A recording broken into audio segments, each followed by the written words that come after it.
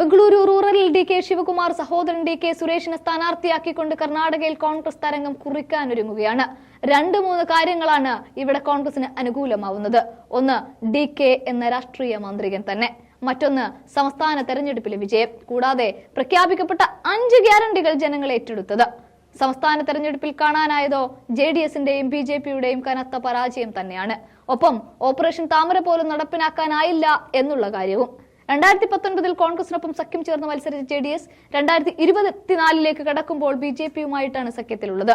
ഇവിടെ അവർക്ക് വിജയിക്കാനായില്ല എങ്കിൽ അതൊരു നാമാവശേഷണത്തിന്റെ ലക്ഷണമാണ്. രാജ്യം ഭരിക്കുന്ന BJPക്കൊപ്പം ചേർന്നിട്ടും വിജയിക്കാനാവില്ല എന്ന് പറയുന്നതിനേക്കാൾ പരാജയം സത്യത്തിൽ മറ്റെന്താണുള്ളത്?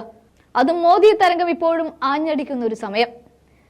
ഇത് BJPയും ഒപ്പം ചേർന്ന് NDAയിലെ മറ്റംഗങ്ങളുമാണ് പറയുന്നത്. എന്തായാലും കോൺഗ്രസ് ഇത്തവണ ഏറെ ആത്മവിശ്വാസത്തിലാണ്. കൂട്ടായ പ്രവർത്തനത്തിലൂടെ നേട്ടമുണ്ടാക്കാനാവുമെന്നാണ് അവർ പറയുന്നത്. കഴിഞ്ഞ വർഷത്തെ നിയമസഭാ തെരഞ്ഞെടുപ്പിൽ പാർട്ടി നേടിയ വമ്പൻ വിജയത്തിൽ പ്രവർത്തകരെല്ലാം ആത്മവിശ്വാസത്തിലുമാണ്. JDSനോ സ്വന്തം കാൽച്ചുവെട്ടിലെ മണ്ണൊലിച്ചു പോകുന്ന സമയവും. BJPക്കൊപ്പം ചേർന്നതോടെ അവർക്ക് എന്ത് നേട്ടമുണ്ടാകുമെന്ന് പ്രവചിക്കുക ബുദ്ധിമുട്ടേറിയ കാര്യവുമാണ്.